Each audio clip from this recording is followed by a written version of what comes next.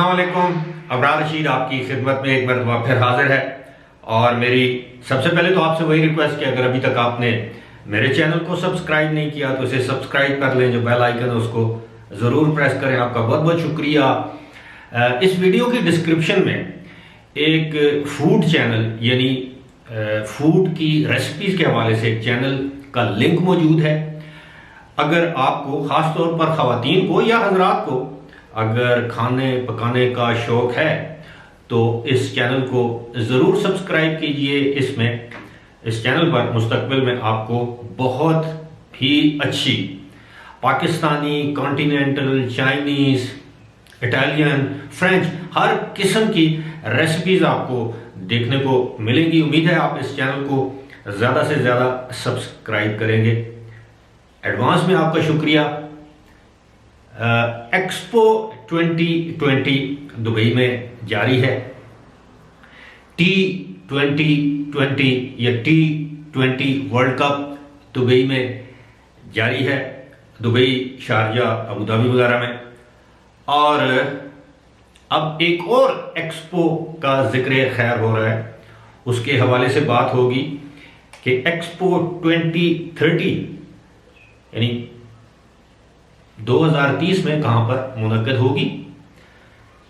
इसी के साथ साथ ये भी बता दूं कि यूएई के हुक्मरानों ने तुर्की के सदर को उनकी रिपब्लिक डे यानी जमहूरिया का जो दिन है, तुर्क जमहूरिया का, उस पर मुबारकबाद पेश की है।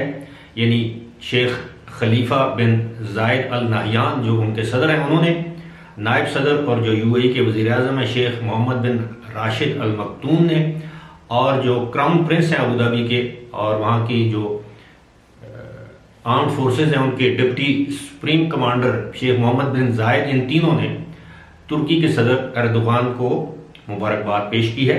ये एक इसलिए ये खबर आपको दी है कि यूएई और तुर्की के ताल्लुकात जो हैं वो मिसाली नहीं है, बल्कि आप ये समझ लीजिए कि कशीदा है। इसके बावजूद मुबारकबाद दी है, जो कि अच्छी बात है।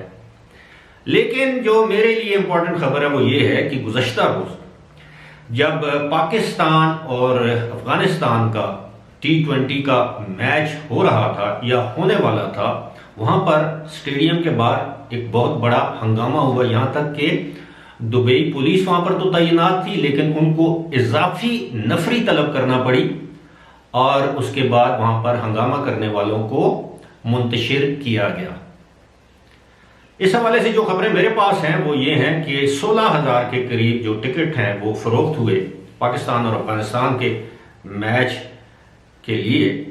लेकिन एक बहुत बड़ी कसीर तादाद लोगों की, जिनको हम कहते हैं बेटिकटे, बगैर टिकट खरीदे स्टेडियम के बाहर पहुंच गई और उन्होंने जबरदस्ती स्टेडियम में जाने की कोशिश की, जिस पर सिक्योरिटी वालों ने, पुलिस वालों ने इजाफी नफरी तलब की और बअम्र मजबूरी स्टेडियम के गेट यूएई या दुबई के वक्त के मुताबिक शाम 7 बजे बंद करना पड़े। अब इससे हुआ क्या, जिन लोगों ने टिकट खरीद रखे थे, जिनके पास पहले टिकट थे मैच देखने के, वो स्टेडियम के अंदर नहीं जा सके, मैच नहीं देख सके और उनको मायूसी के आलम में वापस लौटना पड़ा। अब इस हवाले से जो आईसीसी है, इंटरनेशनल क्रिकेट काउंसिल, और एमिरेट्स क्रिकेट बोर्ड यानी ईसीबी, इन दोनों ने माजरत की है और आईसीसी ने यह कहा है कि जिन लोगों के टिकट ज़ाया हो गए, यानी जो मैच नहीं देख सके बावजूद इसके कि उनके पास टिकट थे, वो अब उस इदारे के पास जाएं, उस कंपनी के पास जाएं जहां से उन्होंने टिकट खरीदे थे। वो कंपनी इनको टिकट रिफंड करने की पाबंद है। यहाँ पर मैं ये भी जिक्र करता चलूँ कि बात हो रही है टिकटों की फरोख्त की, तो जब पाकिस्तान और इंडिया का मैच हो रहा था तो बहुत सारी इंडियन कंपनीज ने हजारों की तादाद में टिकट पहले ही खरीद लिए थे। फिर अपने कुछ लोगों को उन्होंने मुफ्त में टिकट फरोख्त किए, मुफ्त में टिकट फराहम किए और कुछ लोगों को टिकट फरोख्त किए। और ये भी कहा जा रहा है कि कुछ टिकट जो है वो ब्लैक में भी फरोख्त हुए, क्योंकि इसकी डिमांड बहुत ज़्यादा थी। यही वजह है कि इंडियन कंपनीज ने, बिजनेसमैन ने, वहाँ के जो मुखिर हजरात हैं, उन्होंने बहुत बड़ी तादाद में टिकट खरीद लिए थे, फिर इंडियंस को दिए, और वहां पर उस दिन जो रेशो थी मैच देखने की वो ये थी कि 100 में से तकरीबन 70 से 80 इंडियंस थे, 20 से 30 पाकिस्तानी थे। यानी आप ये अंदाजा कर लें, अगर 10,000 अफराद, ये मैं मिसाल दे रहा हूँ, 10,000 अफराद अगर मैच देखने के लिए स्टेडियम में मौजूद थे तो उनमें से आप ये समझ लीजिए कि 3,000 अफराद जो हैं वो पाकिस्तानी थे या पाकिस्तानी सपोर्टर्स थे। अब मैं तो समझता हूँ इस मामले की तहकीकात होनी चाहिए, इसमें कोई शक नहीं कि वहां पे यूएई में, दुबई में इंडियंस की एक बहुत बड़ी तादाद है, पाकिस्तानियों से 2 गुना से भी ज्यादा है। इंडियन 34-35 लाख है, पाकिस्तानी जो है वो 14-15 लाख के करीब है। लेकिन इसके बावजूद मुमकिन है कि पाकिस्तानियों को टिकट दानिस्ता तौर पर फरोख्त ना किए गए हों, इसकी भी इंक्वायरी होनी चाहिए। लेकिन वो आपने देखा, जो अल्लाह का अपना इंसाफ का निज़ाम है, कि एक वक्त ये आया था कि सारे इंडियन स्टेडियम छोड़कर बाहर चले गए थे और अंदर पाकिस्तानी ही रह गए थे। तो चाहे 3,000 थे या 10,000 थे, उनसे तादाद में कम थे, लेकिन एक वक्त ये था कि वहां से इंडियन, जब उन्होंने देखा कि इंडिया मैच हार रहा है तो इंडियन सपोर्टर्स या फैंस जो हैं वो स्टेडियम से बाहर जाने लगे, और उस पर बहुत से हमारे पाकिस्तानियों ने गाने वाने भी गाए कि अभी ना जाओ छोड़कर, इस तरह का। खैर, क्रिकेट में, स्पोर्ट्स में ऐसा होता है, लेकिन इस चीज की तहकीकात होनी चाहिए कि गुज़श्ता रोज जो दुबई में हुआ है ये अनहर्ड ऑफ है, यानी इससे पहले वहां पर इस तरह की हंगामा आराई की मिसाल नहीं मिलती। अब पता नहीं पुलिस ने क्या एक्शन किया है, इस हवाले से मेरे पास कोई मुसद्दका इत्तलात या मालूमात नहीं है।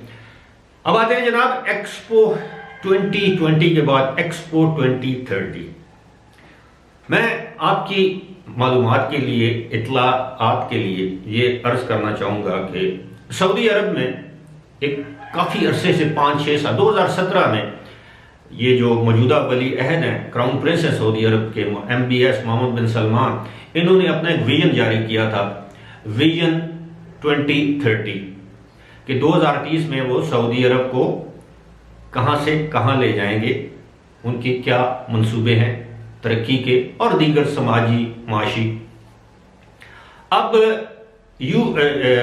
सऊदी अरब जो है वो एक्सपो 2030 ये हर 10 साल बाद मुनक़्क़द होती है, इसके लिए सऊदी अरब जो है वो बिड कर रहा है, बोली लगा रहा है। ये इसी तरह है जिस तरह आपको मालूम है कि जब ओलंपिक्स होते हैं तो 4 साल बाद तो मुख्तलिफ ममालिक उसकी बिडिंग करते हैं, तो जिस मुल्क की बिड या बोली ज़्यादा पुरकशिश हो, जिसके पास वसाइल हों, जिसके पास इंफ्रास्ट्रक्चर हो, जो इतनी बड़ी तादाद में आने वाले लोगों को सहूलतें दे सके, होटल्स हों, वहाँ की अमन अमान की सूरत हाल बेहतर हो, इकानमी बेहतर हो, इस सारी चीज़ों को सामने रखकर उस मुल्क को वो एक्सपो 2030 या जो एक्सपो है जो 10 साल बाद मुनक़्क़द होती है उसको मुनक़्क़द करने की इजाज़त दे दी जाती है। अब यहाँ पर एक दिलचस्प बात है, मैं इस तरफ आता हूँ कि इसमें खुसूसी बात क्या है। इसमें खुसूसी बात यह है कि यूएई के वज़ीर आज़म शेख मोहम्मद बिन राशिद ने अपने एक बयान में जो गुज़श्ता रोज़ उन्होंने जारी किया, उन्होंने सऊदी अरब को ये यकीन दिलाया है कि वो एक्सपो 2030 के लिए सऊदी अरब की बोली की हिमायत करेंगे, यानी यूएई उसकी हिमायत करेगा। ये हिमायत बड़ी ज़रूरी होती है, और उन्होंने कहा कि न सिर्फ हम हिमायत करेंगे बल्कि हमारे जो एक्सपो 2020 को के इनेकाद में जो हमारे तजुर्बात हैं वो भी हम आपके साथ शेयर करेंगे, आपके साथ मुकम्मल ताउन करेंगे कि आप किस तरह कामयाबी के साथ 2030 में इस मेगा इवेंट का इनेकाद कर सकते हैं। ये बहुत बड़ी बात है और बहुत अच्छी बात है। जाहिर है अगर ये एक्सपो 2030 सऊदी अरब में मुनक़्क़द होने जा रही है तो जाहिर है उसके लिए बहुत से इंतजाम करने पड़ेंगे। अभी तो इसमें 9 साल बाकी हैं, लेकिन उसमें असल चीज़ ये है कि ये अरब दुनिया में या मिडल ईस्ट में या मशरक़ वस्ता में ये पहली बार होगा कि यूएई के बाद सऊदी अरब में यह मुनक़्क़द होगी। यहाँ पर मैं मुख्तसरन ये भी बताता चलूँ, जब चंद साल पहले 2012 में या 2011 में या 12 में जब इसकी बोली हो रही थी तो एक रूस का एक शहर भी इसमें शामिल था, यानी रशिया की गवर्नमेंट भी इसमें इन्वॉल्व थी, बोली दे रही थी। उस मौके पर बांग्लादेश ने यूएई की मुखालफत की कि यहां पर एक्सपो 2020 ना हो, एक्सपो 2020 रूस में हो, रूस के उस शहर में। और उसकी पादाश में जब उन्होंने ये मुखालफत की तो यूएई ने बांग्लादेश के शहरियों पर तमाम वीज़ों पर पाबंदी आयद कर दी थी। यानी वर्क, एम्प्लॉयमेंट, विजिट, ट्रांजिट, किसी भी वीज़ा जो था उन सब पर पाबंदी, और ये पाबंदी 4 साल तक बरकरार रही थी, 4 साल तक।